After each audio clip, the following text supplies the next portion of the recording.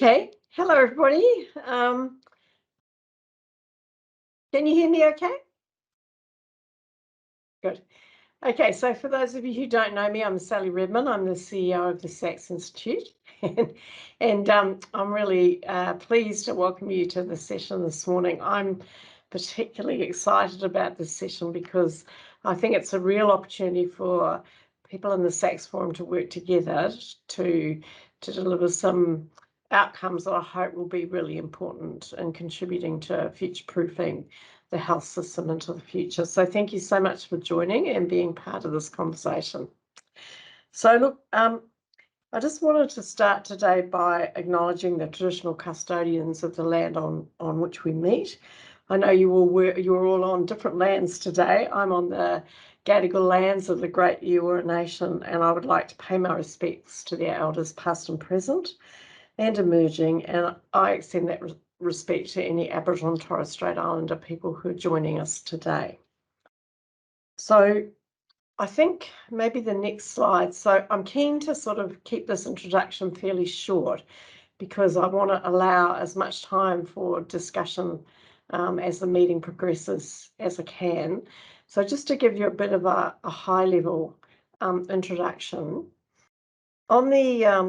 on the chat, have I got that right? On the chat function, the papers that were circulated before the meeting, they're up there, so you can have a look at them if you forget. There's a couple of case studies and also a background to the meeting today. But essentially, this is part of a program of work that emerged from our Sax colloquium last year. And I want to start really by thanking Henry Brodati, Sally Green, Jane Hall, and Rachel Morton for helping us develop this program. And we would really see that today as the first of a series of meetings. So the overall program of work is really to develop some shared messages that can help all of us in our conversations with decision makers and research funders about how health service research can contribute to future-proofing our healthcare. So, this is a place that some of us who are older have been before, but I hope that we can bring some new energy and focus to it. So the objectives of today are really to seek advice on the overall approach that we're planning. Excuse me, sorry. To illustrate together some powerful examples of how evidence from health service research has been used to inform important health decisions. You know, it's always good to celebrate our successes. And I think if you have a look at the National Preventive Health Strategy, it's a really great example of drawing from the past to demonstrate the impact that can be had in the future. And then we also want to start the work of identifying current or future examples where health service research could contribute to future-proofing our health system. Thanks, Hannah. Next slide. So today's session, I just wanted to make a couple of comments in the beginning, really, it's obviously a unique period of change in our health system, and I'm sure we'll talk about that a little bit more today, but we can see the demands on it through things like ambulance ramping, for example, but the whole system, and anybody, I guess, who's tried to visit a GP in the last little while will know the stresses the health system is under. It's also challenged by having an ageing population, by the increasing costs associated with new diagnostics and therapeutics, and of course we've all seen the impact that COVID has had, both on the workforce, also I hope on the way that governments think about using evidence. And certainly it's created a challenge to thinking about how agile and responsive we can be. So I think it's so evident probably to everybody who's online that we really need health service research to inform these changes and to help us in this really kind of challenging time to make the best decisions about how what will always be limited health resources should be spent. We've got an awful lot to be proud of historically. There are so many examples of where the work of maybe ourselves, but our colleagues have really changed the approach. So it seems like a really unique opportunity to ask the question about how we can best contribute to ensuring that health systems make wise decisions. So that's sort of the focus for this larger piece of work, and particularly the discussion today. Next slide. Thanks, Hannah. So I want to make the point that we're committed to this, that today's session is a start, but we might think about some of the things that we might want to do in the future. So we might collectively develop some resources that can help all of us in our discussion. We probably will have future meetings, and they might be with ourselves, or they might be including government or research funders, and perhaps it will also involve an advocacy role. So I just wanted to say that I think today's not about what we all need as researchers to deliver well. We will come to that later, but I guess I'd be very keen to focus on what we've already achieved and where the opportunities are today, rather on what we might need to be able to get there. So today's not really the discussion for talking about the lack of funding for health services research. I think we all know that. I think that we probably have some shared views about what kind of investment and capacity development might be necessary, but I'd encourage people to save that for a later discussion so that we can focus first on what we might be able to do here together. So next slide, thank you. So here's the agenda. So we essentially have two main sessions. In the first one, we're going to be looking at examples of health service research that have informed important health service decision. A lot of services there, apologies. And then the second one is taking a more future-looking lens. What are the opportunities at the moment where research could really make a difference? Next slide, thank you. So just a couple of housekeeping things. If we were all in the same room together, I guess this is where you'd point out where the toilets were and things like that, but to ask you to turn your mobile off. But here it's that your video and microphone are muted. Please ask the chat function, use the chat function to ask questions. And I think that we might move to you to ask the question personally if we have enough time. And if we do that, then I think we will be able to turn your camera and microphone on for you. So I just draw your attention to the fact that we're recording the workshop. Please don't let that detract from being frank during the meeting. We won't use that for anything except well, there's two things we'll use it for. One is that we want a record of it so we can make sure we capture everything you say. And the second is that lots of people have indicated they would have liked to be here today to participate, but they can't come. So we'd like to be able to share the discussion with them. Next slide. Okay, so that's the last of the things I wanted to say as part of the introduction.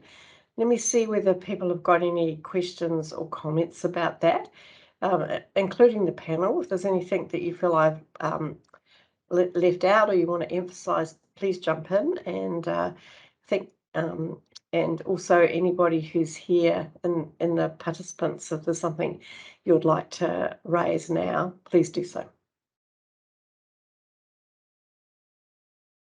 Deathly silence. I give you a moment or two for typing.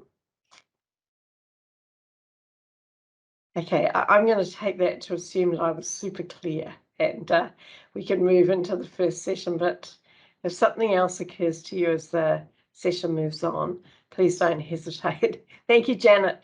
I appreciate it. Please don't hesitate to raise any questions as we go. So I'd like to take this moment before we move into the first of the sessions to properly introduce our panelists.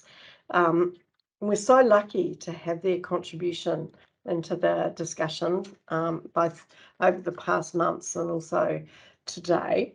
There's some of Australia's leading researchers and bring really unique and diverse views to the table here. One of the things that we've been keen to do in this project is to think about the diversity of health services research. So we've got that reflected, I think, on the panel. So first I'd like to introduce Professor Henry Brodati. He's a researcher, clinician, policy advisor, and strong advocate for people with dementia and their carers. at the University of New South Wales, Sydney. He's a Scientia Professor of Ageing and Mental Health and co-director of the Centre for Healthy Brain Ageing. We've had the privilege, Henry, of working with you on the Mind Your Own Brain, I think it is, study with the 45 and up, which has been, just from my perspective, such interesting and important research. Professor Sally Green is co-director of Cochrane Australia and a member of Cochrane's International Governing Board. She's a professorial fellow and deputy head of research at the School of Public Health and Preventive Medicine at Monash University. And I think, where would we have been, Sally, without Cochrane? And Sally herself has been a particular champion of knowledge mobilisation within the Cochrane movement, so brings great expertise. Professor Jane Hall is Distinguished Professor of Health Economics and Director of Strategy at the Centre for Health Economics Research and Evaluation at the University of Technology, Sydney. She's immediate past president of the Academy of the Social Sciences in Australia. And I have to say, Jane, that I don't think anybody has done as much in Australia to advocate for the importance of health service research as you have. So really privileged to have you as part of this discussion over many years, I'd have to say. And last, but certainly not least, is Professor Rachel Morton. And she is president of the Health Service Research Association of Australia and New Zealand. And we're really pleased to have her to make sure that we don't duplicate and we link tightly with the HASRANs. It's going to be really important to have one voice in this, not several. And of course, Rachel is Director of Health Economics and Health Technology at the NHMRC Clinical Trials Centre, and she's been a great leader for a long time. So we're pleased to have you here, Rachel, wearing all of your hats. So thank you. So great panel, and really looking forward to the discussion this morning. So Rachel has kindly agreed to chair the first panel discussion. So I might hand over to you, Rachel, and please start. Yeah. Thank you. Thanks very much, Sally, and welcome everybody. It is a real privilege to be chairing this first panel. Just to let everybody know, we're very keen to see your comments and questions in the chat. So if you can use the chat function in Microsoft Teams, that would be terrific. And as we're going through, if you have some examples of health services research that have been particularly impactful, then we'd be very keen to see citations or actual examples, particularly if things are published or presented. So please feel free in your comments in the chat as well to add in any specific reference or source material for those examples. Okay, now I'm going to hand over to our first speaker, Jane Hall. Thank you. Thanks very much, Rachel, and thank you, Sally, for such warm introductions. I am also on the land of the Gadigal people this morning and recognise that it's land that's never been ceded. Thanks to the Sax Institute for bringing some new energy to this continuing struggle for the recognition and the impact of health services research. And I think it's very fitting that Sid Sachs, who died about 20 years ago, was such a strong advocate for evidence to underpin policy. And he did a lot with the Whitlam government to ensure that good research underpinned policy and continued to be a strong advocate for policy relevant research until his death. As an economist, I can't, of course, go past impact of health services research without also acknowledging John Deeble and Dick Scotton, who were both the fathers of Medicare and the fathers of health economics in Australia. And it was their work at the Melbourne Institute for Applied Economic Research that provided the basis for what we have now as our universal healthcare system, Medicare. But the example I'd like to talk about is a more recent example. It's the extended Medicare safety net. So this safety net was introduced in 2004 with the idea that it would reduce individuals' exposure to high out-of-pocket costs. A lot of concern back at that time that out-of-pocket costs were increasing faster than general costs, and what the impact of that would be on the universality and equity of our health system. Not surprisingly, the spending on the safety net was much, much higher than what had been forecast. And again, it was academic curiosity that started work around this, led by Kees van Gool.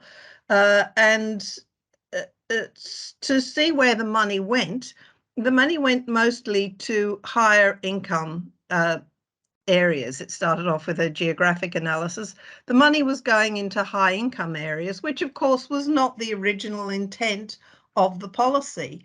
And I think it's a good example of how well-meaning policy can have very unintended consequences. The Department of Health then commissioned a team to review this spending. And of course, what that showed was that it wasn't just the expenditure was not just skewed by which geographic areas, which sort of individuals received the money, but also which specialties were the big charging specialties. And it went almost half of the expenditure that was generated through the extended Medicare safety net went into higher, higher provider fees rather than patient relief. So clearly an unintended consequence. With particularly assisted reproductive technologies and IVF being big spenders. But those of you who are around then might remember some of the others, including hair transplants. And Kees has got some wonderful examples of the ads that were run at that time for, we'll fly you to the Gold Coast, do your hair transplant, give you a week in a luxury hotel. And by the way, this is how much will be covered by Medicare and the extended Medicare safety net. So, that work led to an immediate policy change and introduced caps on certain items on the MBS. So that included private obstetrics, cataract surgery, hair transplant, and it certainly helped with reducing the government outlays on those particular services. The work has continued, then funded by an ARC grant, and further work has shown that a lot of that policy response was effective, but there continued to be problems with increases in provider fees and the expenditure favouring the better off. So I think there are a number of lessons to be taken from this. This sort of short-potted history. First of all, academic curiosity is incredibly important in laying the basis for research and for evidence that will go into policy. So it's not just responding to an issue at the time, it's about getting basic curiosity-driven research that's really important. I think the second lesson to take from these examples is that research that has an impact on policy delivers really tangible benefits in terms of equity, in terms of efficiency in the health system. And the third point is that you should never let down your vigilance, that there will continue to be problems, and so we need continued investment in reviews and monitoring the effect of policy changes if we're to ensure, perhaps that's too strong a word, if we're to help enhance the minimisation of unintended consequences. So I'll just leave it there, Rachel, and look forward to hearing the other speakers and the discussion. Thanks. Terrific. Thank you very much, Jane. That was absolutely wonderful. And I particularly love your point about academic curiosity-driven research. So, yeah, fundamental. Now we'll move on to Henry Brodatti. Thanks very much, Henry. Thanks, Rachel, and thank you very much for inviting me to be part of this esteemed panel. It's been a really interesting exercise, and we are also aware of the lack of funding for health services research and public health research in general. And I hope this initiative achieves what we set out to do. So I'm going to give you an example from a completely different viewpoint. I work in aged care, particularly in the area of dementia. And many years ago, in fact, in 1985, I think it was, or something around then, we got a RADGAT grant, which don't exist anymore, but they were the research and development grants from the Commonwealth, and they were really excellent. And we were interested, I was interested to see whether if we could work with the carers of people with dementia, we could reduce their stress and delay their admission to the nursing home. And I was really fortunate that there was an occupational therapist who freshly graduated called Meredith Gresham, who I can see is in the panel, listening today, who joined me. And we ran this program called the Dementia Carers Program. And we ran it for 10 days. And there was in hospitals a randomized controlled trial. And we published it in the British Medical Journal. And we showed that by doing the carer training, we could reduce their stress. And then in follow-up studies, we showed we could actually keep people out of nursing homes. And in the first 3 years, we saved over $6,000 per couple. This is $1990. And over 7 years, we decreased the odds of going to nursing home by 5-fold. So it was quite successful.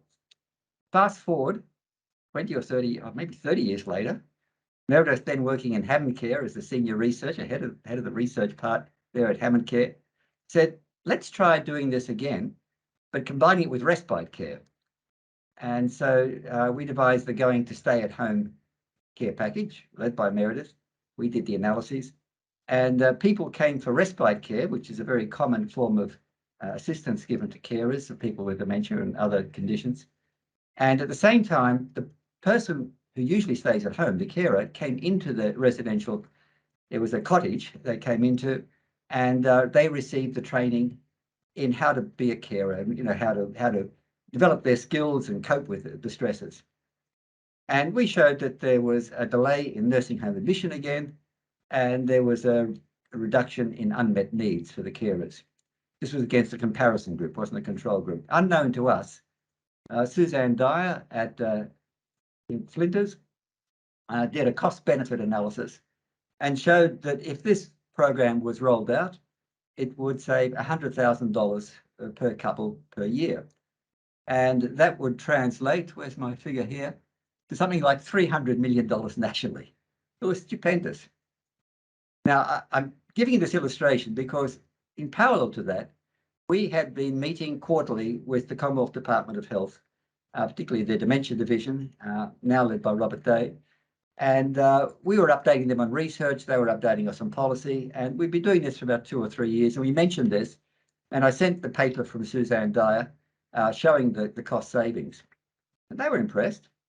But the big surprise came in May in the federal budget, which allocated a lot of money for aged care, something like $17.7 billion in response to the Royal Commission into Aged Care Quality and Safety. And then buried in that, Meredith found $32 million for respite care combined with carer education. So the Commonwealth had taken on that program and rolled it out. Well, they're rolling it out now. It's taking a bit of time.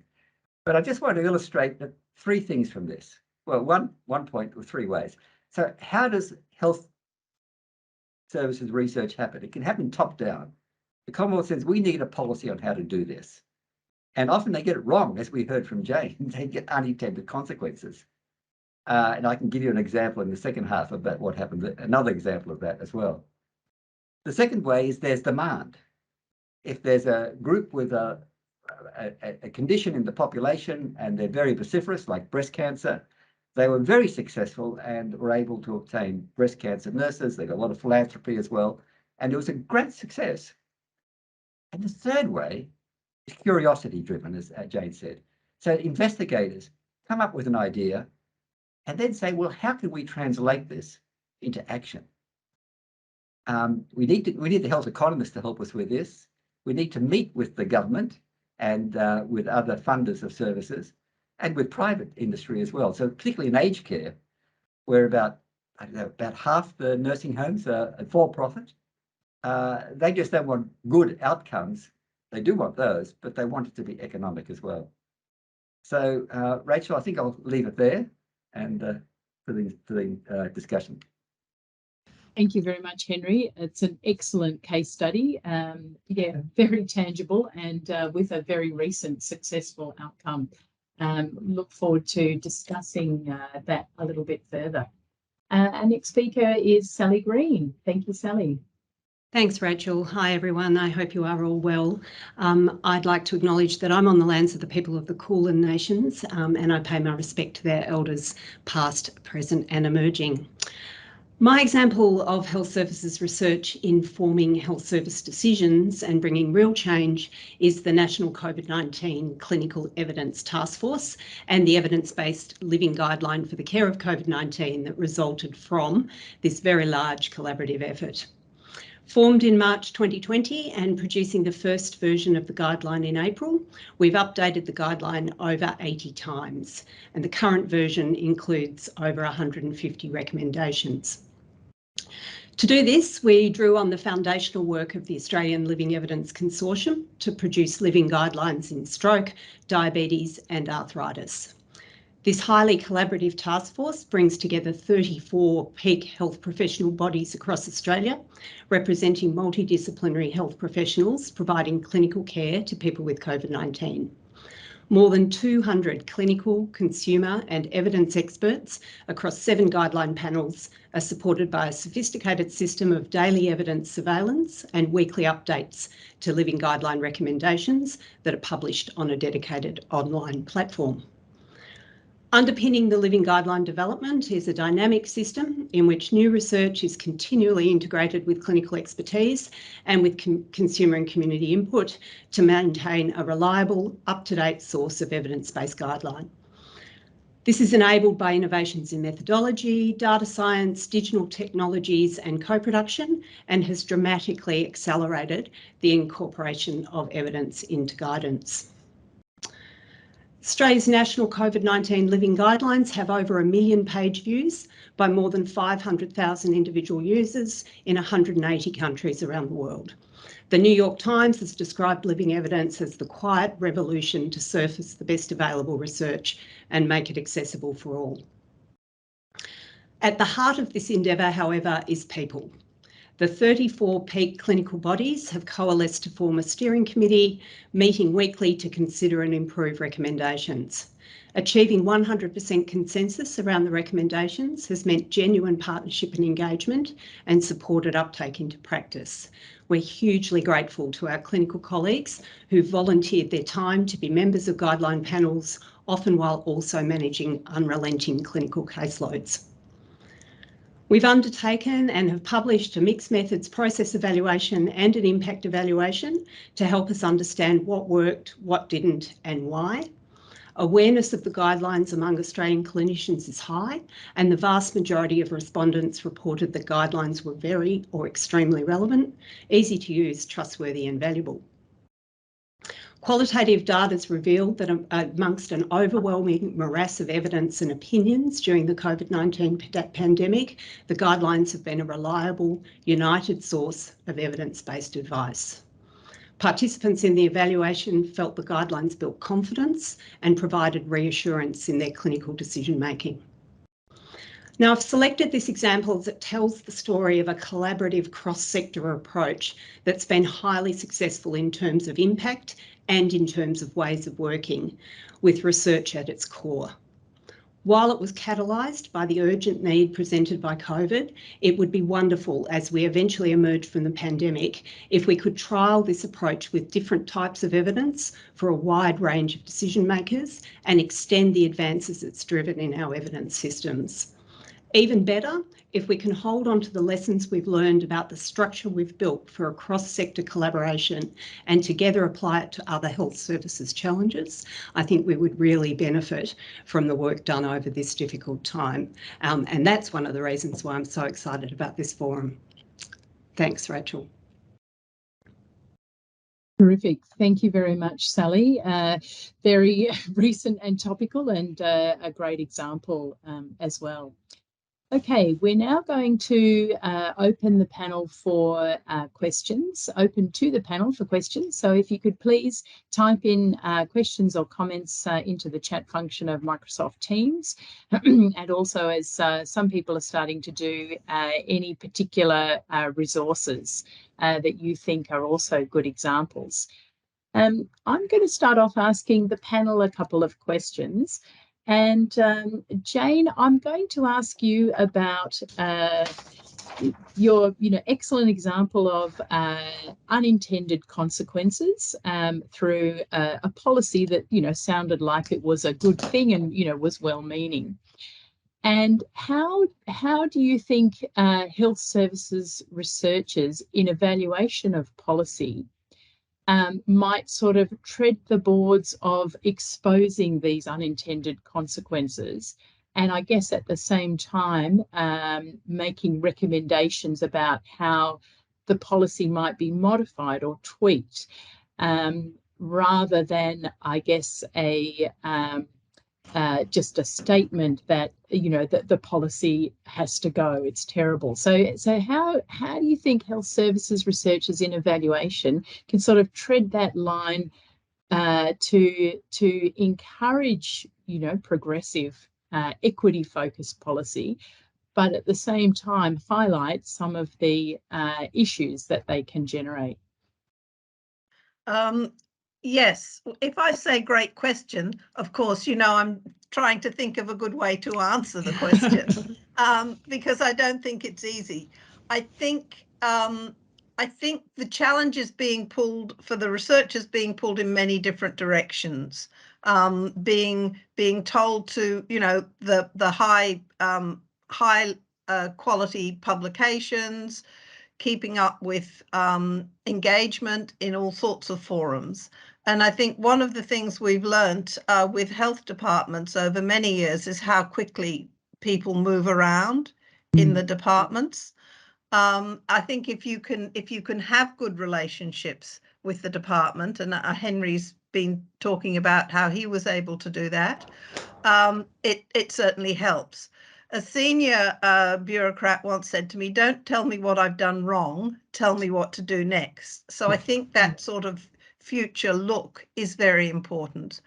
I do think one of the big problems for policy is that a lot of it is driven by good intention rather than good planning. And I'll say a bit more about that in the next session. But we see this sounds like a good idea. Let's set it up and it's done. Let's evaluate it. But it's like so many interventions, unless you have a good evidence for how you're doing it, you're dooming it to failure, or at least partial failure. So I think trying to get, and that comes back to the academic curiosity, understanding how systems and people in them are going to react is terribly important. And if I might just give another quick example, Rachel, the after hours home care service, of course. GPs didn't want to do after hours home calls. So good policy, it would seem like a good policy idea to pay them more to do it. And what we saw was the emergence of businesses that specialized in that home care, bulk build, and again, a big blowout on Medicare expenditure. So it's so much of it is about design up front. Excellent. I think that's very helpful advice. Thank you very much, Jane. Henry, the next question to you is a little bit more about you had said that you meet with government and private industry regularly. Could you tell us, I guess, over the past decade or so, how you've gone about that and what, advice or recommendations you might give to up-and-coming health services researchers in planning meetings with, individuals and groups? And I guess picking up on the point that Jane made about, the rapid turnover of staff as well. Well, I certainly endorse the rapid turnover. We've had 3 heads of that department since we started doing this. So it's about every 12 to 18 months. I think it's a policy within the Commonwealth that people are not subject specific, they're generic and they just rotate around. And there may be some advantages in that, but there's certainly some disadvantages too. I think it was just fortuitous, Rachel. We were at a conference, a dementia conference, where there were some Commonwealth people there. We had lunch together. We said, this is very interesting. And we talked about what we were doing and we said we should meet. And it just happened organically, as it were. I don't know that the people in the Department of Health are going to be able to meet with everybody who wants to set up meetings. So that it's not satisfactory that it's just by chance that that's happened. We do need some better structures to enable that interaction. Everyone talks about it, but we don't do it. And that's something that this group could address. Okay, thank you. And I guess, fora that bring, academics, researchers and policymakers together is critically important as well. All right, Sally, the next question I had, just as a few more are coming in now, I was interested when you talked about the co-production element of the COVID task force and the living guidelines, and you talked about the peak bodies. Co-production, often people think about consumers or patient partners or people who are not providers of healthcare. Could you just expand a little bit on that co-production component and who was involved in the co-production? And if there were consumers, how that was done? Thanks, Rachel. Yes, there were consumers. We have an expert consumer group that sits within the structure. We have consumer input into each of the panels. So, we have, for example, panel on acute care, panel on primary care, panel for pregnancy and childbirth, paediatric panel and so forth feeding in. But we also have a specific group that is made up of consumer peak bodies and consumers to help kind of in the process of the guidelines. So it passes through there and they provide advice as well as being involved on the panels. So consumers are involved as well. In terms of co-production, really fully all the way through, we have a button on our website where people can raise questions, things that they would like us to consider, and that can come in from everybody. And so the whole endeavour's really been, and then the steering group, of course, it sits across the top of the whole lot. The steering committee has representation from all of those committees. So we've really tried to sort of structurally embed that co-production lens all the way through, which I think has been really one of the reasons why, it's certainly one of the reasons why it's been such if one can say enjoyable over such a difficult time, but certainly a rewarding experience to be working with multidisciplinary people in that way and to provide the structures. And in fact, when I was reflecting on the example for this session, that's why I chose it, because I think, part of the promise of emerging through the pandemic better than we were before is this sort of coalescing and this forming of structures that allow us to work together. And I would really love to see us holding on to that, not just within the guideline sector, but more broadly. Rachel, while I have the floor. Yeah, there's just something I've been meaning to add, which is to this question of academic curiosity, which I completely agree. But I think I would add, and of course, declaring my very obvious conflict of interest as someone who works in evidence synthesis as my day job, I think that the combining of academic curiosity with a research-informed understanding about what we already know and what we don't know is the sweet spot. I don't say that just for clarity in any way to take away from the importance of academic curiosity. I completely agree with that. But I think that using structured evidence synthesis processes to identify what we know and, importantly, what we don't know in systematic ways, and combining that with the academic curiosity, I think we need both first. So we need some mechanisms for combining the evidence to identify things that we don't know, and in fact we may not know that we don't know them. A lot of people assume that we're doing things acting on research when in fact we're not. Combined with academic curiosity first, that then is bolstered by making sure that we don't already know the answer to that question. Right, it's a good point. And people are probably very familiar with systematic reviews of potentially trials or observational studies and meta-analyses. In terms of evidence synthesis, as a result of evaluations, policy evaluations, are there particular resources or particular references or methods that people you think should be more aware of? The resources that Sax provides are the ones that I would certainly recommend for evidence synthesis in this in that particular space, and Sally may be able to speak more to that. But I think we have work to do in developing and refining the methods for combining different kinds of research that we might need to inform these complex decisions. There's been quite a lot of movement in that over the past years. We now know a lot more about how to reliably combine mixed method studies and qualitative syntheses, for example. It's certainly the area in which I work in Cochrane. We have moved a long way since the days of the systematic review of randomised controlled trials. We still do those for questions where it's appropriate to do those, but the emerging understanding of how to combine more diverse study designs towards the same end, I think is something we're going to see even more of in the coming years. But certainly, I don't know, Sally, if you want to comment, but certainly Sax has done a lot of work in the area of evidence synthesis for informing policy.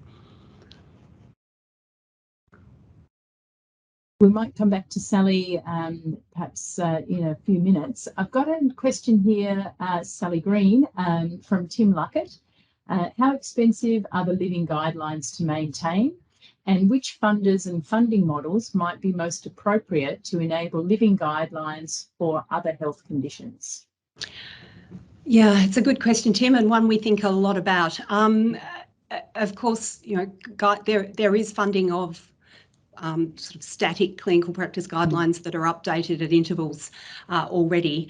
And my colleague Julian Elliott, who has really led this work, often likes to talk about walking up the hill and then staying on the plateau, as opposed to the model that we've had in the past of working really, really hard to walk up the hill to develop an evidence-based practice guideline, and then there's a number of years before they're updated again. It immediately becomes out of date, and we slide down the hill, and then, oh gosh, we've got to update our guideline, and we've kind of got to walk right back up that hill again because there's so much more research to synthesize, as opposed to the efficiencies of developing it once and then just continuing to walk along the plateau of adding new research as it comes in. And we would make the case that is certainly more efficient, as well as more useful approach to developing guidelines. Of course, not all clinical practice guidelines, or indeed all evidence syntheses, lend themselves to that. They're particularly useful in areas where we know there's a rapid emerging body of research and there's quite a lot of uncertainty and we need to keep up to date. You wouldn't necessarily put that model in place for all questions, but it's certainly getting a lot of traction in areas where there is continued uncertainty and emerging research. Thank you for that. I am going to just slightly press you on the funding question. Sure. because people are, obviously it's time and it's a lot of resources from a number of people to continue. So I understand the plateau being more efficient. What have you seen as examples of good funding models for living guidelines? Yeah, so the Stroke Foundation and their guidelines for the care of people experiencing stroke were one of the first ever published living guidelines, and they've used their mechanisms around the way in which their guidelines have always been funded to sort of spread that over to maintain a continued update. The COVID Task Force guidelines were funded by government. For me, it's about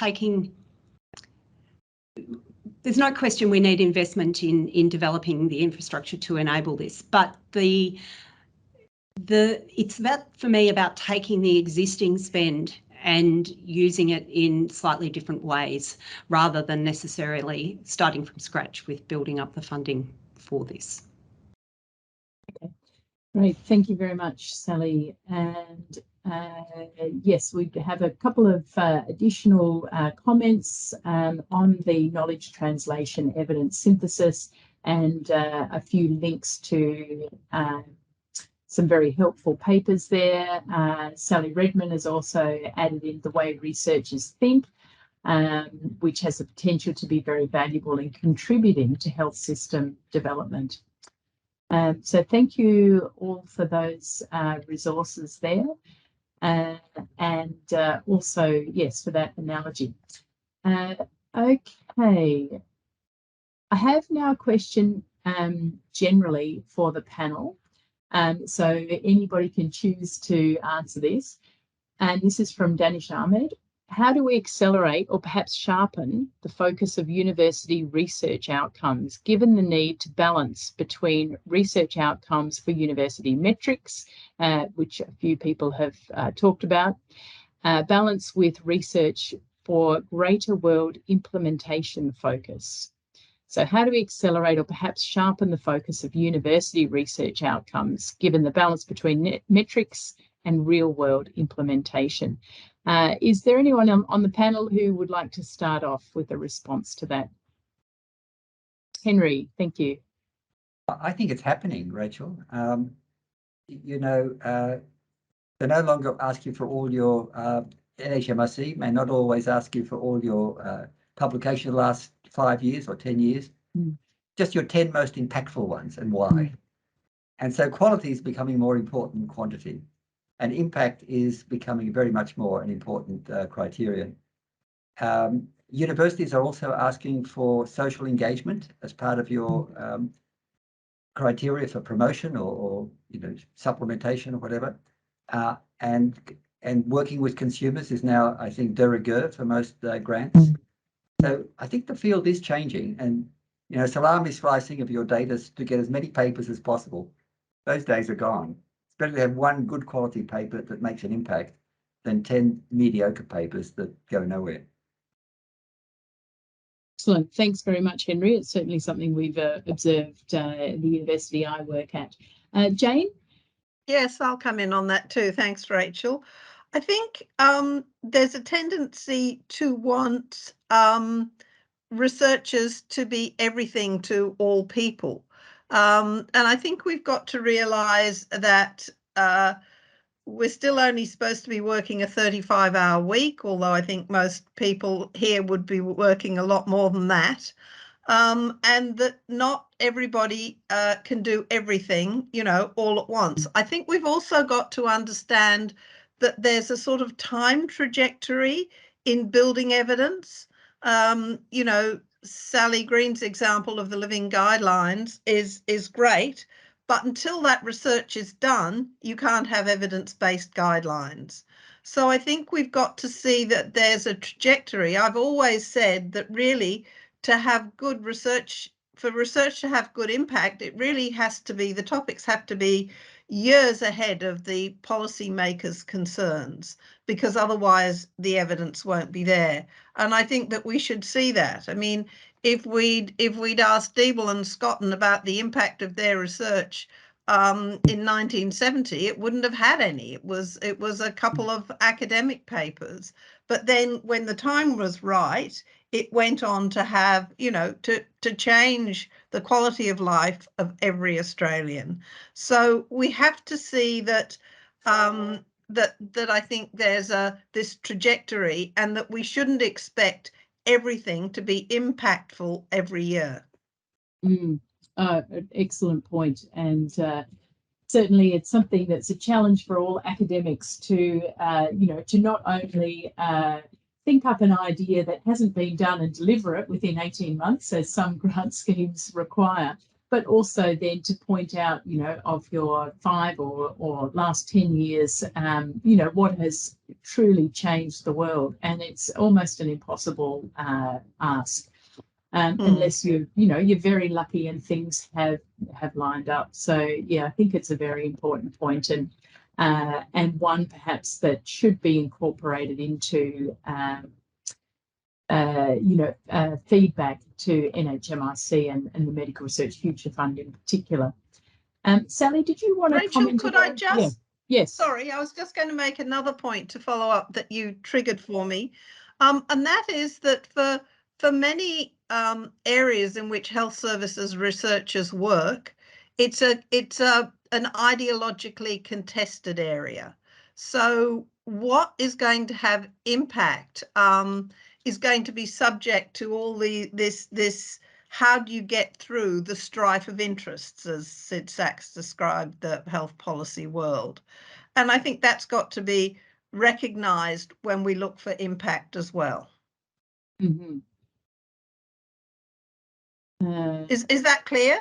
Have I made that clear? Yes, yeah, yes. No, absolutely. I was just thinking about how a lot of health services research is sort of ideas, conception, you know, implementation, evaluation is also a long process, not just the after, but the actual, you know, the very nature and the thinking about it as it's going on. And yeah, what that made me think of is how, you know, valuable and important longer term, you know, grants or programs of research are to fund. You know, if you are, yes. you know, tackling, you know, health inequalities in a particular area or through a particular policy, it's not the sort of thing that can be done in 3 years. And yes, I was thinking, although, you know, it's not the main topic to talk about the issues with our, you know, funding of health services research today, it is very important, I think, in, you know, in this area that we acknowledge that, you know, these things do take time.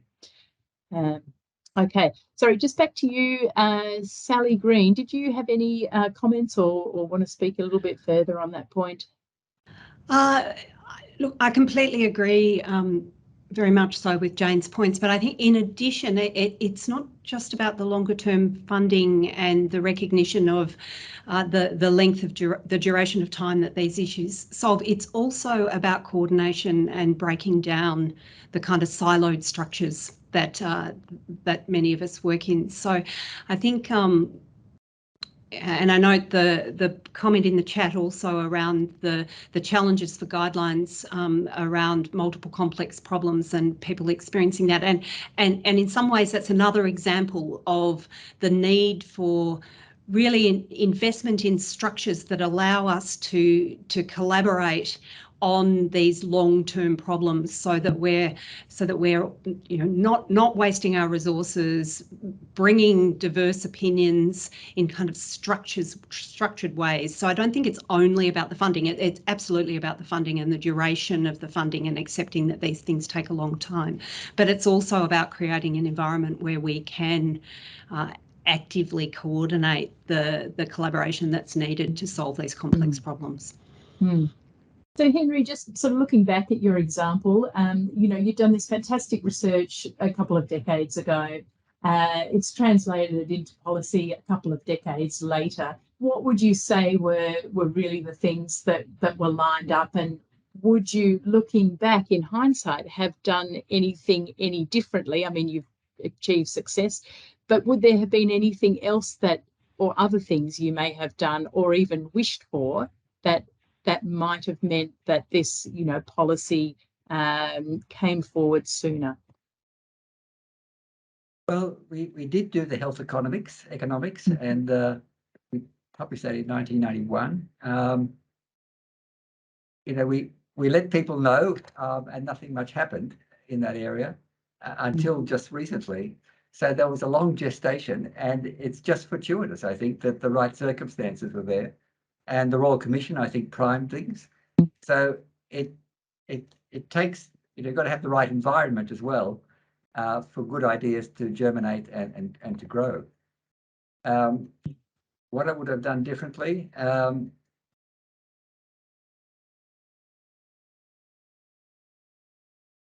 Jane made a good point that researchers can't do everything.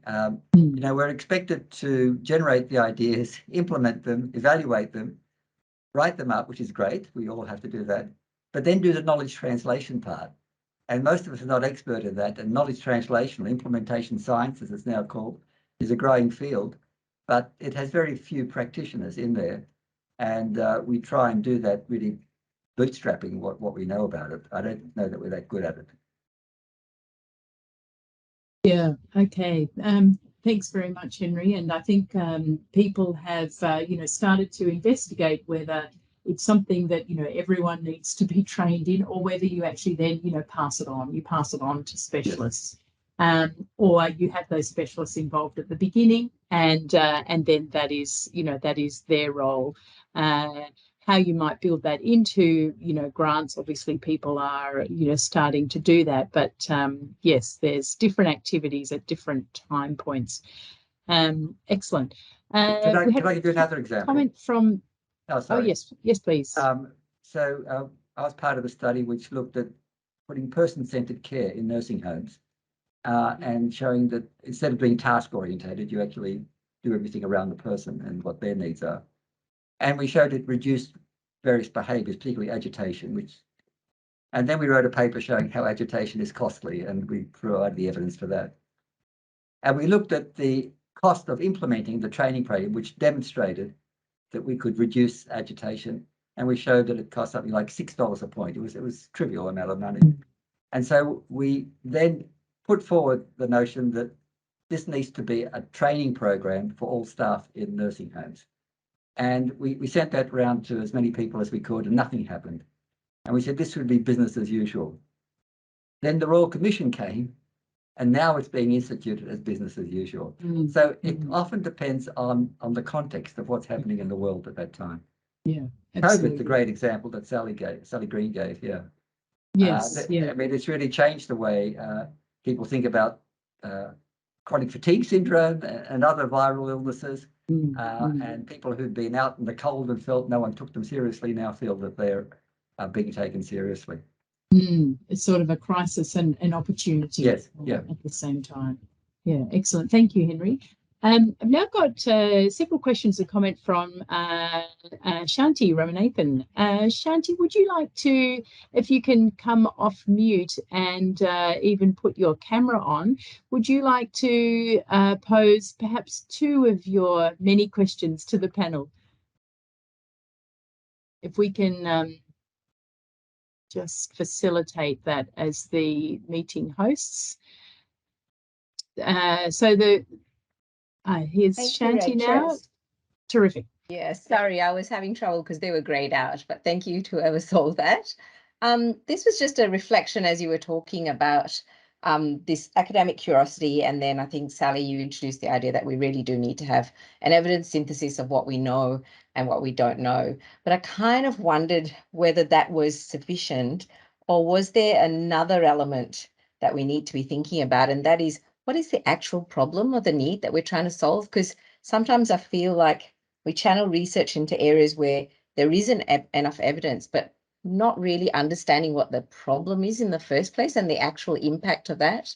And so I kind of was just saying, is there another element around it being driven by either problems that have been raised by people in health services or patients, or somebody saying this isn't working, there's an issue here and it's not working, and that can kind of help shape then your evidence synthesis and direct that academic curiosity to help, because So I still feel, Shanti, I don't know if you have a specific example, but you're thinking where the academic curiosity and perhaps what's gone before might be leading more to what questions that researchers are interested in, but perhaps not, tackling a problem per se. yeah. I probably don't have a specific example, just I've seen, for instance, a piece of work that's been done, and then the next researcher comes on and goes, they've answered this bit, but there's this other gap that I just want to go and fill because I know that we don't know enough about it. Right, And, okay. and I just fear sometimes those bits of work just get tagged on without actually stopping to think about what it is that they're trying to solve. I don't know if people have encountered that. Yeah, health services managers prioritising perhaps, or patients and consumers prioritising, important patient concerns. Okay, now thank you for your comment and question. Sally Green. Yeah, it's a fantastic observation, and I think you're right. But I think we need both, right? I think we need forums to identify the important problems to the people who would be best placed to know them, forums for academic curiosity, forums for evidence synthesis.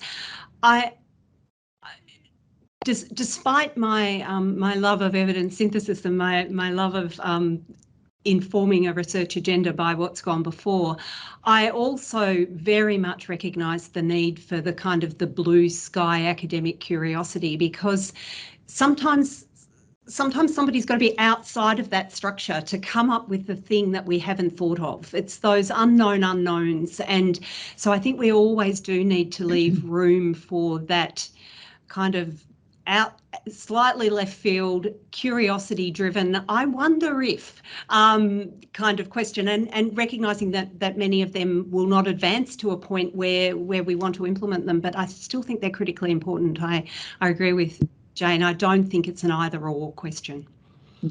Okay, thank you. We're just coming up. We've got a couple of minutes left for this panel session. I just thought I'd ask Jane and Henry whether you have any sort of final comments on this topic. Thanks, Rachel. Just in response to Shanti's comment, I have argued in all the committees I've been on over my years with NH and MRC that saying you're just funding the best research is too narrow a view, because what is best is usually determined by a fairly small peer group. Although the last government's idea that they could bring industry representatives in to decide what was the best method of research, I thought was incredibly flawed. But what I would do if I was responsible for a research budget is look for a balanced portfolio. So not just let it emerge from the bottom up, but also have a top-down view of the share of funding to go into different streams of research. I haven't won, as you can see, but I do think that way you could get both that sort of big picture view meshing with excellent research. Sort of a combination of more, commissioned research and bottom up. Yes, not even commissioned, Rachel, but if you look at the 4 pillars of NH and MRC, basic biomedical, clinical, public health, it must be biomedical, public health and health services research. Why don't you say our portfolio should be spread 25% in each of the pillars? Oh, I have said that. Same training, believe obviously. You me. Because if you've got more people working in biomedical research, there's going to be, it's going to dominate because of the way it's so not commissioned, no, but this sort of, this sense of let's have a balanced portfolio across all the areas of research and all points on the trajectory.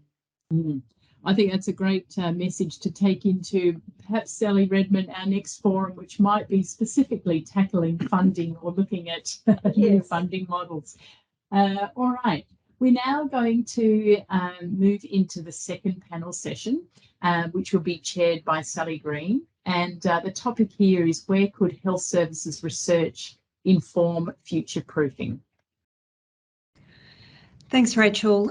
So we've heard some great examples. We've started collecting your examples. Before we move from the examples that we want to celebrate and learn from, I encourage you, if you think of something, oh, I wish I'd said this, to put it in the chat, because we are continuing to collect those. So if the first part of our time together this morning was thinking about, what have we done to date, this next part is around thinking about ideas and future ideas around future-proofing the health system, where health services research could help. We're going to follow the same structure. We're going to hear from three panelists, and then we're going to open up for the discussion. So please do put your questions as you're thinking of them in the chat. We'll hold the questions till the end, but it'd be great to have a record of them there, and then we'll have some open discussion. So for this session, I think we're going to start with Jane. Ready to go, Jane? It seems I'm ready to go. Fantastic. Thank you. Okay, so if I think about what do we need to have a resilient and enduring healthcare system, I'm going to, being an economist, I'm going to think about the economics of it. And it seems to me we're in a really dangerous period of time at the moment. Those of you who follow Commonwealth Government releases will have seen the succession we've had of intergenerational reports showing just what a big impost healthcare as we know it is going to be on government budgets, to the extent that people really ask whether that can continue to be met. And I think particularly now in our sort of with COVID world, with the high deficits that have been incurred and increased government debt, we've got this issue of affording what we think are good quality services. And health is a key issue. It's not the only issue, but it's certainly a key issue. And I think the danger is, as we saw around the world, not so much here, in the last recession, the sort of 2008 recession, so much of the response was austerity. We need to cut back. We'll stop doing things for people. And of course, that has enormous equity implications, enormous. So what can we do to improve productivity in the healthcare system, and how do we do it? And, there's a lot of discussion around at the moment about moving from paying for volume to paying for value. And I'm sure most of you are across that. And again, it sounds really sensible. Let's pay for value, not for volume. But it's not that easy, as we've seen. Australia's had various attempts at funding reform, and most of them haven't worked. I mean, if you go back to the 1990 National Health Strategy, there was the purchase of provider split. Then following on from that, there were the coordinated care trials, which started in the mid-1990s. And when they started, they were world leading edge attempts to try and move to a more integrated care, patient-centered model. And of course, just most recently, we've had what was supposed to be a move to healthcare homes, which is now regarded as a trial. And for those of you who haven't seen it, the department has just released a major report on the evaluation of the healthcare homes initiative. But what we see running through all of this is very few successes. What we see is poor design of the funding approach, poor design of risk adjustment mechanisms, the scale's been too small to affect change, there've been insufficient funding to support more radical change, risk has been high, often for the providers, because they're expected to invest in making all sorts of change that they don't know is going to continue. And so they lose revenue, and they don't have the ability to scale up. So, so if we want to move to a more patient-centered system, and one where the incentives support that, but also have a system that the community can afford, we're going to have to do much better at healthcare funding reform. And I think there's a lot that could be done in research here. There are some lessons that can be learnt from overseas, but you can't translate initiatives from the international sphere to the Australian sphere because we have a different and, compared to many countries, quite peculiar health system with its public-private sector mix and its federal mix of governance. So I think here's somewhere where we really should be investing for the long term to improve productivity in the healthcare system. But and if you look internationally, there is, you look at the UK, you look at the US, there is big investments in this sort of research, and it enables, it supports national centres as well as academic centres, and can actually develop evidence-based alternative payment models and then test them at a suitable scale. So yeah, I think that's a great need in the current Australian environment. I'll leave it there, Rachel. Thanks, Jane. Our next presenter for this panel is going to be Henry. Okay, thanks, Sally.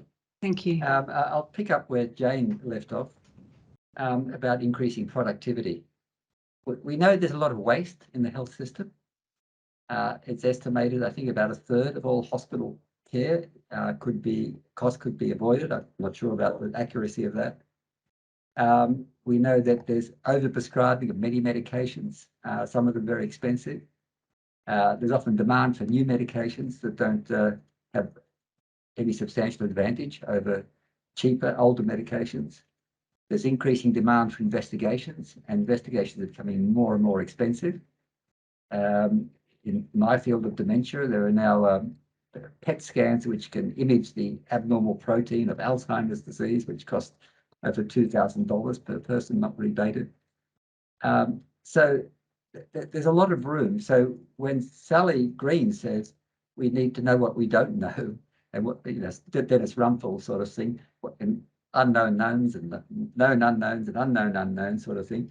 And there has been quite a lot of research into looking at how we could improve that. One of the other areas is integration.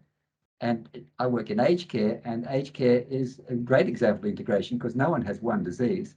It's always multiple morbidities with social problems, with carer problems. It involves community services, often accommodation services, transport. It really goes across the whole of government, but we don't actually have that being done. So I can outline problems. It's finding solutions to future-proof it, which is more difficult. I also take up the area of unintended consequences. I was consulted by the department when they tried to improve care of people with behavioural problems in nursing homes. And so they introduced a behavioural supplement for people with dementia in nursing homes. And we had some large cohort, trial study, and we could model it on our trial study. We calculated that 1% would meet these thresholds that they developed. Lo and behold, they introduced them. The industry gamed the system. Instead of 1%, it was 10%. The budget blew out, and after 2 years, the whole system was cancelled.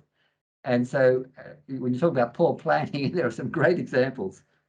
The other one is the increase in psychology services. We keep hearing about the explosion in anxiety and depression and mental health problems, particularly fueled by COVID. And we know that a few years ago, there was more psychology services funded, and there were mental health plans through GPs. But exactly the same thing happened, as was mentioned earlier. That they were taken up, but by the wrong people and the wrong areas. So the areas like in Balmain and eastern suburbs, we're getting a lot more psychology services. People are able to use those. But you go to the regions, there weren't any psychologists doing those services.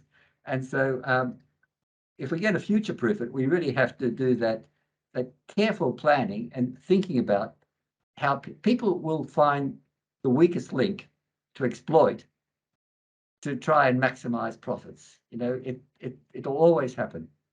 Look what's happening with cosmetic surgery right now, and the cowboys that came in there. So it really takes a whole village, as it were, to try and work this out and make it as foolproof as well as future-proof as possible. And as far as future-proof, I mean, with aging, it's a fantastic statistic I saw in the census that came out from last year. We now have 16.8% of our population aged over 65. And for the first time, we have, I think it's 16.2% of the population aged under 15. It's the first time older people are more numerous than children. And we're going to see this play out over the next generation, because who's going to look after me and after my children when they become old? So when we're future-proofing, we have to factor in the demographic changes that are occurring. And there are wild cards that come in, because migration stopped for 2 years or maybe more.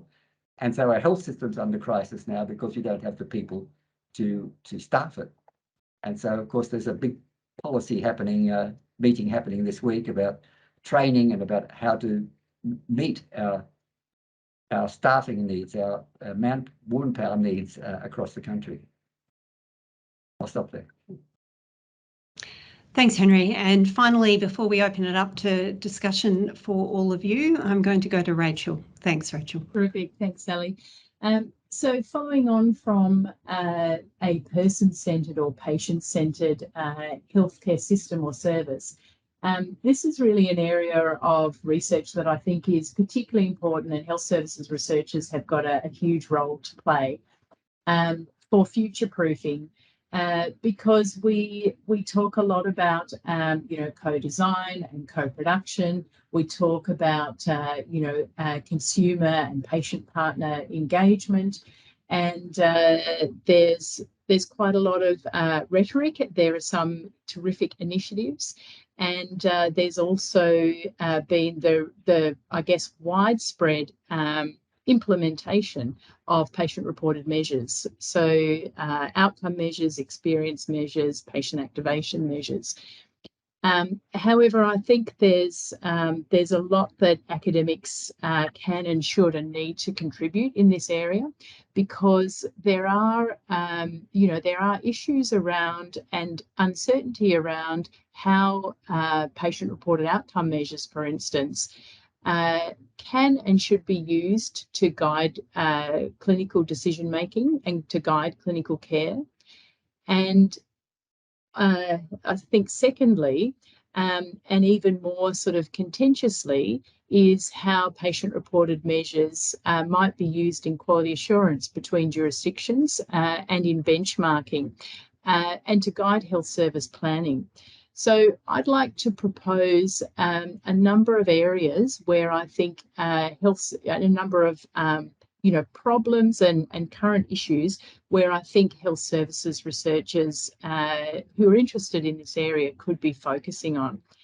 And that's, first of all, the issues around coverage or non-completion. And what we've seen with a few studies that have evaluated experience measures and outcome measures often is that a hypothesis that they might improve patient clinician communication or might improve health-related quality of life. They show variable results, and they're not always positive results. And some of the reasons for that is the people who participate in these studies or are able to utilise the existing measures are often people who are, quite happy with the service they're getting, or in fact, very, very happy. And so addressing the factors and knowing about the factors of non-completion, I think, is particularly important, and how if we were going to use this data as was sort of, set out in the addendum for the national healthcare reform, then how might we really obtain experiences and outcomes from, you know, minorities, underserved, people who are working, people who are too busy, people who refuse, people who don't have English as a first language. So I think that's, you know, that's a fundamental question. I think clinicians also need more guidance about how to incorporate patient-reported measures in clinical decision-making, and depending on the context or, you know, condition, what is the right time, what's convenient to patients and caregivers, but also when are the right times to obtain this data so that they can inform, you know, immediate care, or so that they can inform a longitudinal picture of individual care or care for cohorts.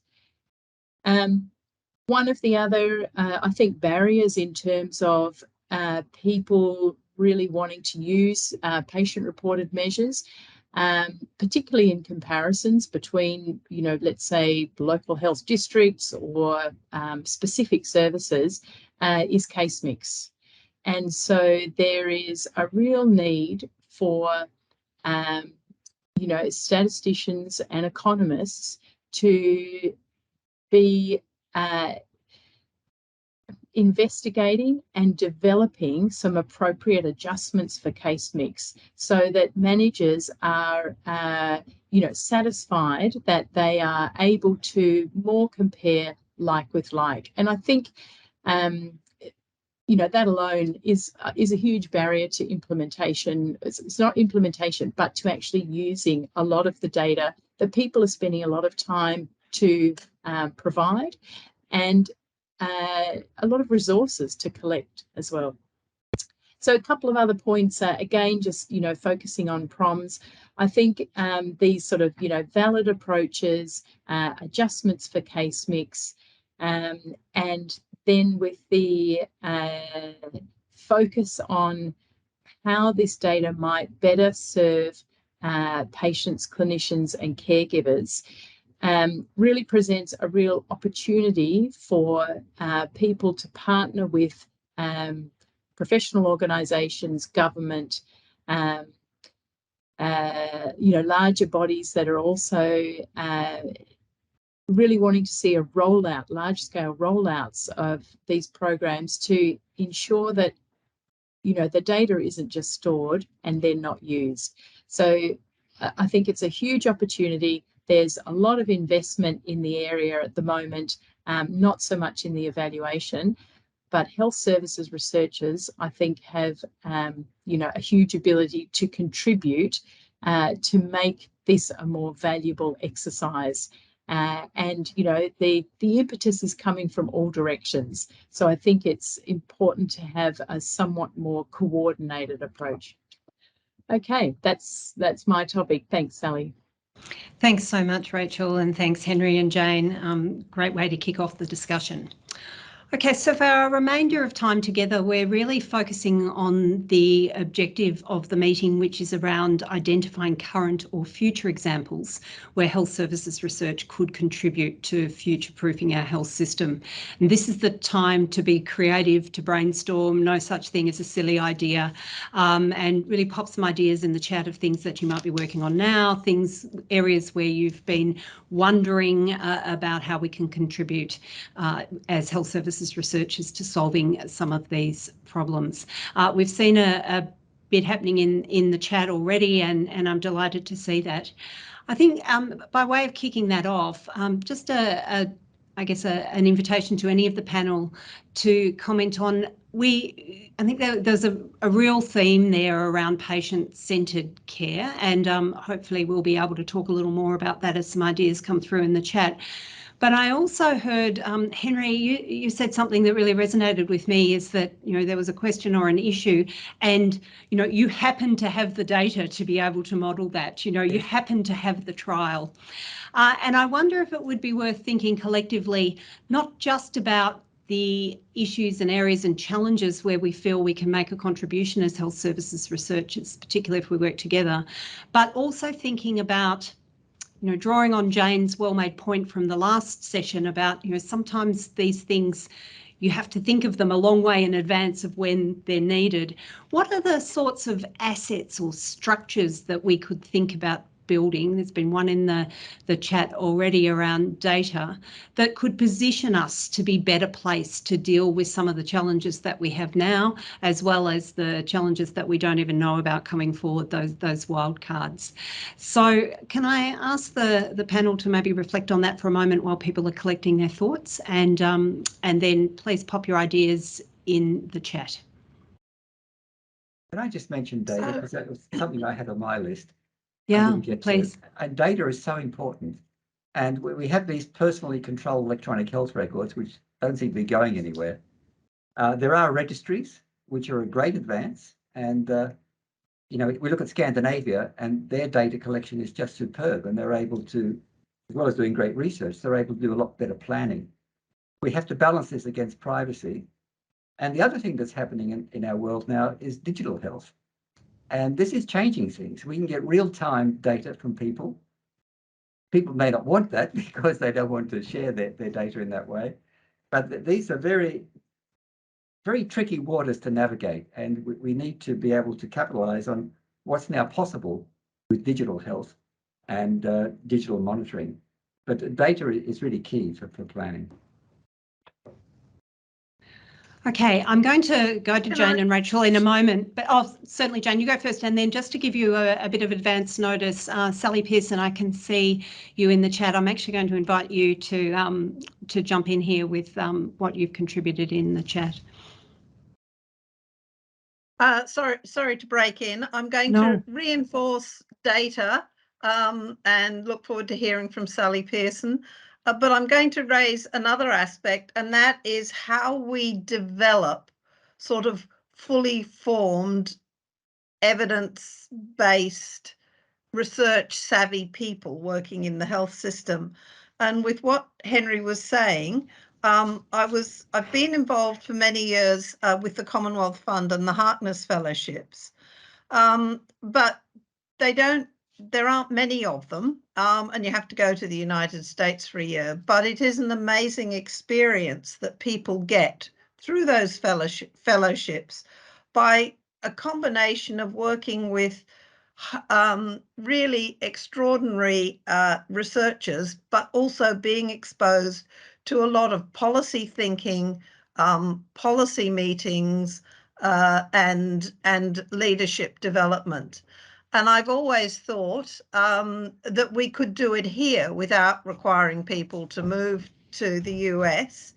And Sally Pearson may have a comment on it, because I did try it when we were had some funding for bringing Americans over here to work, to try and get that mix that really give people that much broader sense of all the moving parts, as it were, in the health system.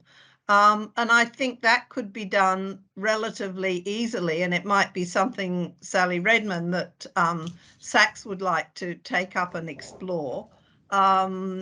It takes some coordination effort, and it's something I did argue for several years, but I haven't really gone back to it because I got so little positive response. Oh yes, good idea, Jane. And that was it. Thanks, Sally. It was a good idea, Jane. Okay, Sally Pearson, I can see you're in the chat. Would you be willing to join us, if not with camera, at least your voice, just to talk a little about the experiences you have around the key enabling infrastructure that is data, thinking particularly about how we may be able to harness and take that forward? Hello. Hi there. Now we have 3 Sallys on the call. And look, I mean, it's nirvana, isn't it? It is. We're 3 Sallys on the line. Look, in a lot of ways, I feel like this could take up 2 hours of the conversation. So I guess I think that we as a community need to coordinate better to really start advocating for large-scale enduring assets that have very clear policies around third-party access for research.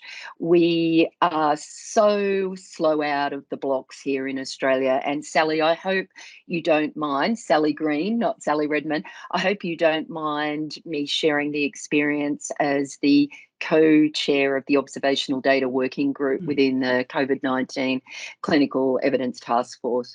We flogged ourselves. We worked very, very, very hard to try and get access to some fairly basic large-scale data to understand what was going on in the community, particularly around the way medicines were being used, misused, inappropriately used during this pandemic. Now, that required us to get fairly timely data to actually achieve that. And whilst we were heard, it was a complete fail in terms of our ability to get those data. I think the pandemic has highlighted and put into sharp focus just how slow we are out of the blocks. So I think there's an opportunity.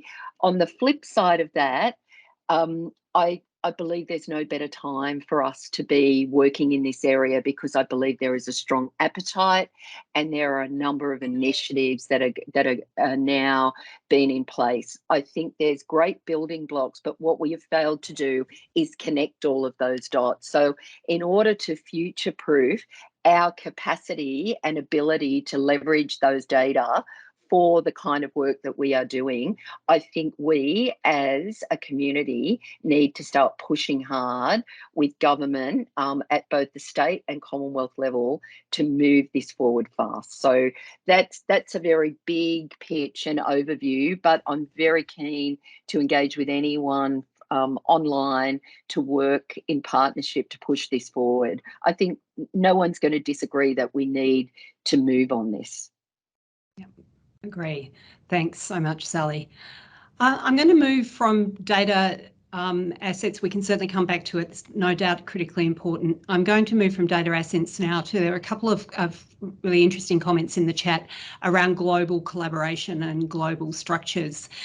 Jane, I was struck by your comment and agree with your comment in your presentation around we can't always apply the lessons learned in other health systems and the research from other systems to ours, being as unique as it is. But I'm interested maybe to draw you out, and then those in the chat who are giving us examples of global collaborations, may ask them to talk with us about that if they're willing. How much do you think, Jane, that we do need to be looking at colleagues overseas to help support us in this effort? And if so, in what area? We've talked about workforce development, but in any other areas, do you see that there is a place for growing international collaborations? Yes, I think there is, because there are good examples of how people go about things. I'm sounding hesitant about this, because many collaborations come about as people move countries. And I've seen this disadvantage women in particular, who haven't had the same opportunity to go and work somewhere else that men have had. And I'm quite sure the situation is improving, but I'm not sure it's improved enough yet. So collaborations tend to come, so many of them, from who you've worked with because you were able to take advantage of the 12 months overseas, or you went overseas for 3 years, or you went overseas for 5 years. And people who've been unable to take up those opportunities, often women, because of their caring responsibilities at home, are therefore disadvantaged. So I'd like to see us have a more proactive and encouraging approach to developing the right sorts of collaborations, international collaborations. And just to Yes, add on to Rachel. that, Sally, I think it's a really important point. And, you know, if you look at, for instance, you know, the recipients of NHMRC grants that have an international component, like, you know, obviously the, what was the, you know, the Sax Fellowship. I'm not sure so much about Harkness, but you do see that there is a difference in the those who are able to go overseas, you know, by gender. I think, you know, one of the ways I do think it is relevant to collaborate internationally, and some of the easier ways of doing that, obviously, you know, attending health services research conferences in, you know, similar systems in the UK, so HSI UK.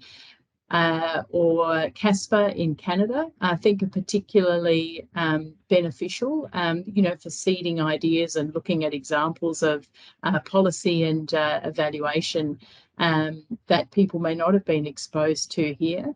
There's certainly there's greater funding and capacity in the health services research workforce in those two countries than there is in Australia. And so I think there's, you know, benefit there. And, you know, through digital means, connecting with people through Twitter, connecting via, you know, Zoom conferencing as well is something that makes that a little bit easier for us. But you know, a fully blown collaboration usually needs funding. Otherwise, it's, you know, it's funded by people's own leisure time and, you know, Sundays, and so that's not sustainable. Yeah, so I do think there is a role for you know, conferences, and that's where HASRANs in Australia and New Zealand I think is helpful as well. Okay, I note in the chat, Janine, I'm not sure if you're willing to share, but you've spoken a little bit about building a collaboration, global collaboration, and I'm very pleased to see that you have a gender lens on that, ensuring that 50% of female and early mid-career research is also involved. Would you like to talk about that at all? Hello, everyone. Hi, welcome. I'm here on the bequest of Julie Biles, of course, and who has been like a fabulous leader in this area. So this is an opportunity that we have taken up due to funding from the COVID Centre through the World Health Organization, of course. So we have a 12-month agenda of pulling together an expert consortium to really forward how globally the issues relating to clinical needs and, well, health needs and social needs of older people globally are being measured. So then it is something that we can be looking at on a global lens, as opposed to, you know, there's some countries that are doing nothing in this space. Australia does a little bit in this space, and you know, Canada, Sweden, and places like that tend to be quite focused on this already. So again, that's kind of the stage we're up to, where the whole purpose of this consortium then is to then pull together a research agenda that we will then, you know, hopefully go forward with, but then again, depending on further funding, of course. So yeah, we only got like a little tiny piece, as you always do with these things, to set them up, and then hopefully we can then pull together that research agenda and go looking for further grants from there. And Janine, before you go, can I follow up with that? Do you think that there's, I don't want to put you on the spot, but do you think that there's, that the kind of excellent work you're doing would be enabled by, or could be enabled by, a kind of wider forum such as the one we're talking about? Now, how do you see that being applied, mobilised? Mobilised, yeah.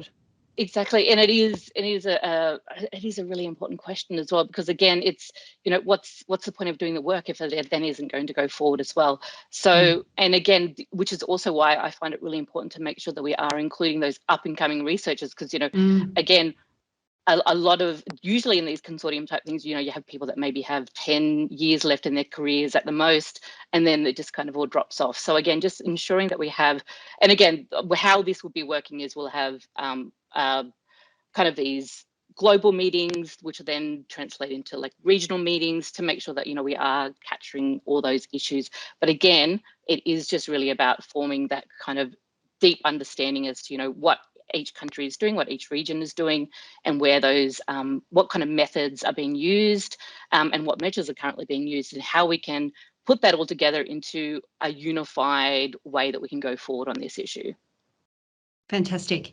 Anyone on the panel want to comment on that, or ask Janine anything before we say thank you?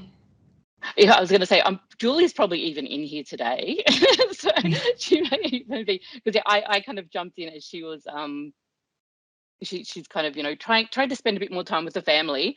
So yes, no, she's there. We can see her in the chat. There she Hi, is. Julie. There she is. I see her looking, going, hi, Janine.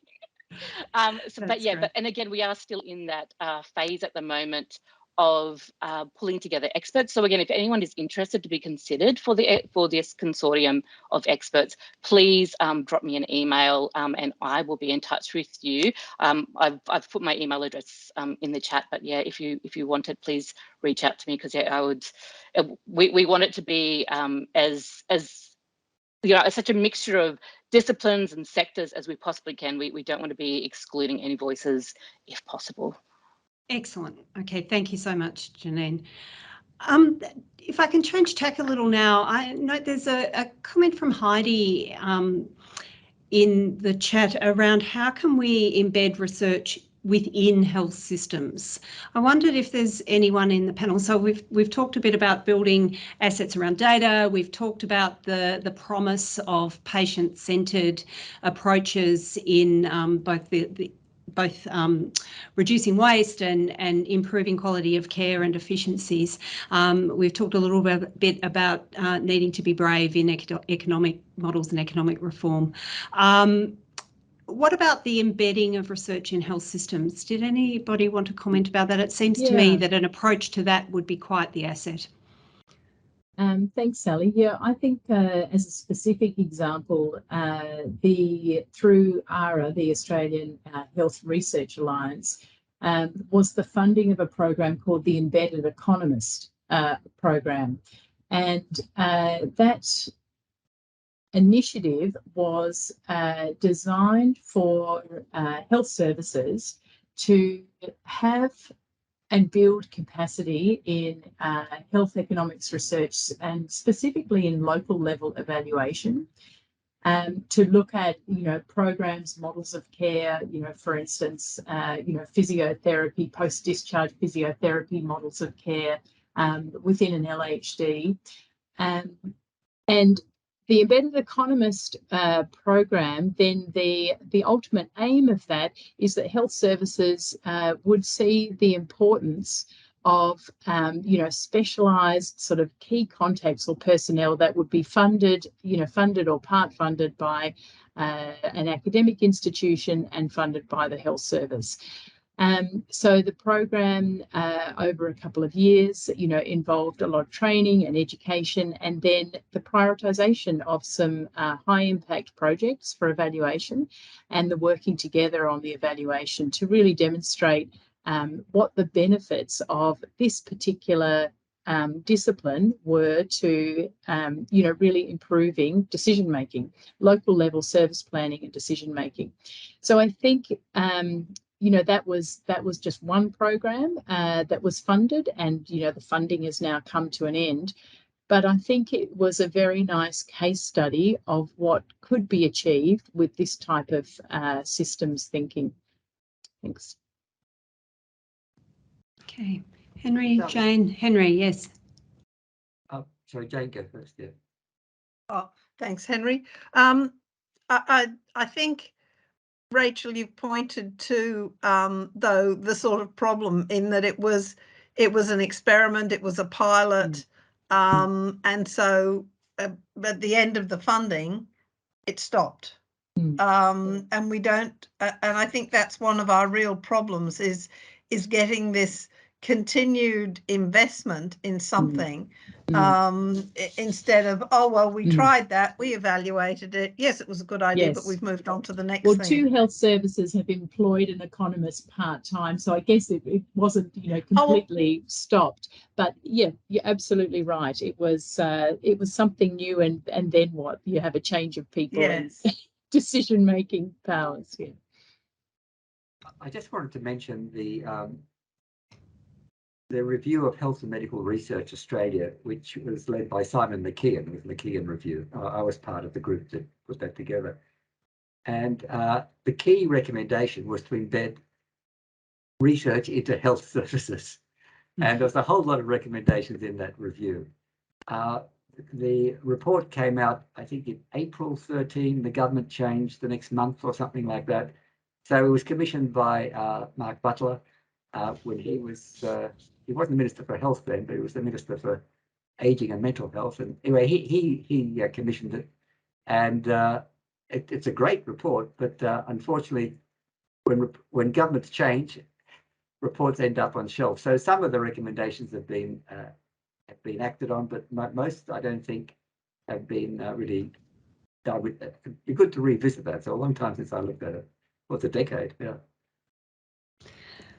I know there's an interesting comment from Sarah in the chat around hospital scientists doing health services research, often having to overcome barriers around their work being valued by clinical colleagues. And I do wonder, Sally, if a forum such as this, there is some opportunity to do a bit of a branding exercise, I think, to be able to articulate our value. And of course, that is very much part of the first part of the session, which is around celebrating the successes and developing case studies around where health services research has led to a really important difference that we can leverage off.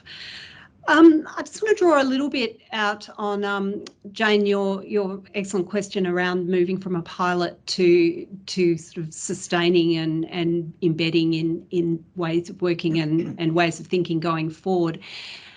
I wonder if there's any ideas in the audience or from the panel around issues of scale. So we've talked about some really good examples of things that have worked well. We've had a few ideas about assets that we can pull together and work together to build, particularly around data, workforce opportunities, global collaborations. How can we start thinking about taking these and scaling them, across the country to a point where they might see the potential benefits that we discover in our research projects really realised at scale? Any thoughts about that? Yes, I guess it depends which area you're working in, but it's this lack of continuity, and maybe we need to solve that in an institutional structured way rather than sort of leaving it the way it is, where things get tried, sometimes evaluated, increasingly evaluated, and then dropped. Maybe we need some institutional structure that's actually pushing forward on those developments. I mean, if you think about the US, which needs all the help it can get with its health system, I'm not holding the system up, but the Centers for Medicare and Medicaid, which pays out on those government-funded programs, has a large health services research innovation center within it. So there's that institutional structure that allows that perspective to be continually reinforced. And of course, harnessing, if I may jump in there with a personal thought, harnessing the current environment that allows us to have institutions that are not necessarily physical or all located in one place, but the thought of institutions as networks and virtual institutions. Yeah. Rachel, did you want to add something there?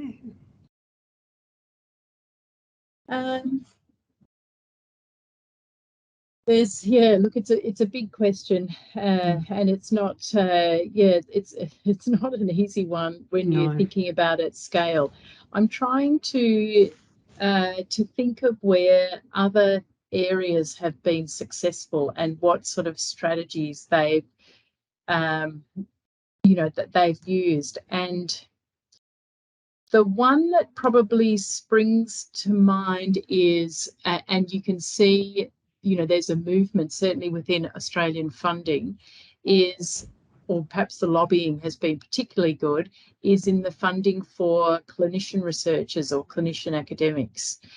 And so we have seen, new schemes develop that are, open and encouraging of, I guess, a career path, a career path for somebody who works in an applied clinical area in their field and works as a researcher. So I think that's helpful, that, there is perhaps a growing precedent. However, what we really need to see is the acknowledgement and the value of health services research for these clinician researchers. And I think it's, possibly it's easier, or it's it's the size of the workforce in other areas and other fields that makes, examples easier for people to grab onto. They know it, so that they then think, oh yes, this should be funded. Yes, somebody should be able to develop a career in, this particular area, whether it be basic science or clinical research. But I think it's absolutely essential that clinicians doing health services research are supported in their careers. And I'd really like to see, I would love to see funded schemes and calls that focus the majority of the work on really important health services research questions. Yeah. That's great. Okay, in the remaining couple of minutes for this panel discussion, just invite anybody in the audience who has anything that they'd like to add, any ideas around pieces of work that they're starting to think about, areas where it might be helpful to use this forum for collaboration, to either pop them in the chat or feel free to let us know in the chat that you'd like to speak to it.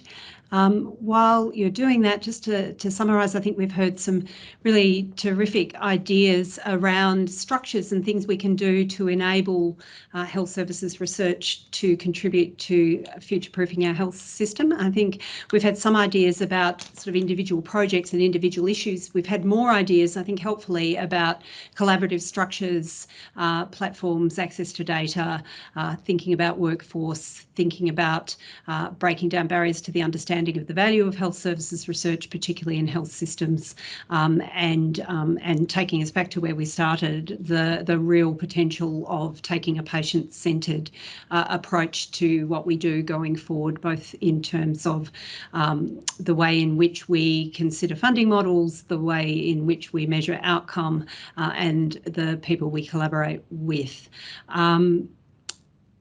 Just quickly whipping around the panel, anybody want to add anything? Rachel? Final Yes. comment, just following up on Sally Pearson's topic around data and the whole topic around data, is, thinking about incorporating all the different types of data, I guess, from things like, imaging to data that, people capture on their phones, to data from, biofeedback from, their Apple Watches, and incorporating reported measures, so self-reported measures as well, alongside routinely collected or administrative data.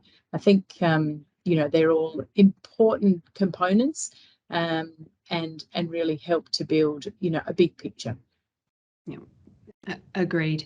And noting the comment from Dimity Pond about the importance of clinicians doing health services research, doubling up on your comments there, Rachel, and again thinking about how we embed within health services. Okay, thank you very much, Sally. I think it's now up to me to hand over to you for some closing comments and thinking about a way forward. Thanks, Sally, and indeed thanks to everybody on the panel. I think it's been a super, really interesting discussion. I'm so pleased that we've had so many comments in the chat function as well. I think I feel a bit overwhelmed, to be honest, at the breadth of the issues that have been raised this morning. So I think we probably need to take a little time to reflect. The panel and people from the Sax will follow up with the meeting in the next little bit and try and identify a few concrete things that we can take forward out of this that hopefully move us a little bit further along. I I think there's a slide at this point, Hannah, is there, with our contact details on, or? Yes, here we go.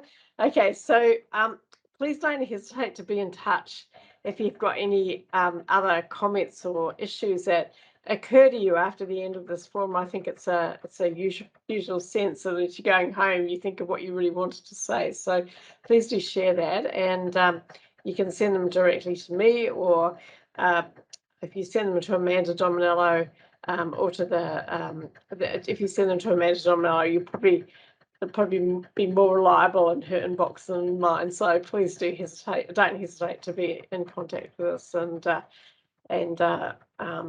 get this conversation going. So thanks again to the panelists. Really insightful comments about, yes, someone's clapping at the bottom. We can't really do that online, can we? But a virtual clap to everybody. It was a very interesting and thought-provoking discussion. So, oh, look at this. That's fantastic. I've never seen that before. That's fabulous. So thanks everybody, and I'm sure it's very well meant. So look, we'll be in touch shortly, and we'll try and plot a new way forward. So thanks so much, and talk to you all soon. Thanks especially to the panel. Bye everybody.